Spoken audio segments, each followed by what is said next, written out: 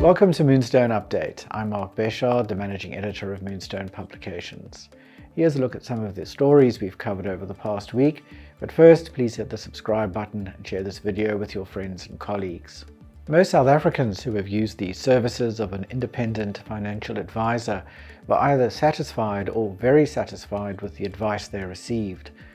This is one of the findings of the latest FSCA-commissioned baseline survey on financial literacy.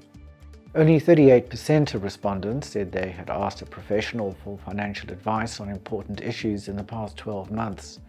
Of the four categories of financial professional, IFAs received the highest level of customer satisfaction. Proposals for a wealth tax to fund a basic income grant, or BIG, resurfaced at the ANC's National Policy Conference.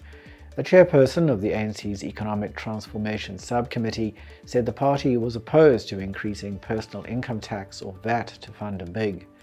The better option was a wealth tax that targeted the top 5% of high net worth individuals and estates with significant assets. There's still time to book for Moonstone Compliance's webinar on regulatory risk registers as part of your organization's privacy governance program. Regulatory risk registers are a fundamental part of any organization's risk process. Among other things, the webinar will show you how to consider and incorporate PREMATURE's 8 processing conditions into your regulatory risk register. Follow the link below to book. The two-part retirement system will come into effect on the 1st of March next year, according to draft legislation published for public comment by National Treasury. The new system will see retirement fund contributions allocated to savings, retirement and vested pots. Members will be able to make a withdrawal from the savings pot once in any 12-month period without any conditions attached. In other words, they won't have to quit their jobs. However, they must withdraw at least R2,000. Yet another property syndication determination has been sent back to the FAIS Ombud. The Financial Services Tribunal stated that the Ombud had, among other things, not dealt fairly with the evidence of expert witnesses who testified in favour of the FSP. The Tribunal said there were material disputes of fact between the two parties' versions.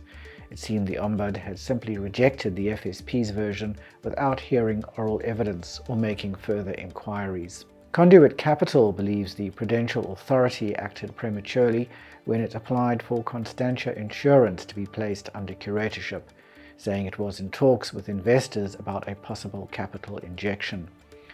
Constantia Insurance is owned by Constantia Risk and Insurance Holdings, a wholly owned subsidiary of JSE-listed Conduit Capital. The PA brought the ex parte application for the curatorship because Constantia failed to meet the Insurance Act's solvency requirements by the end of June. The Ombudsman for Banking Services says banks are collecting debts they are not legally entitled to, known as prescription debt, and many consumers are paying for debts that have prescribed and are therefore legally no longer collectible by creditors. The Ombudsman sent out a communication setting out when the Prescription Act applies to a debt. That's all we have for this week. You can read these stories and many more on our website moonstone.co.za. Until next time, here's wishing you all the best from the team at Moonstone Information Refinery.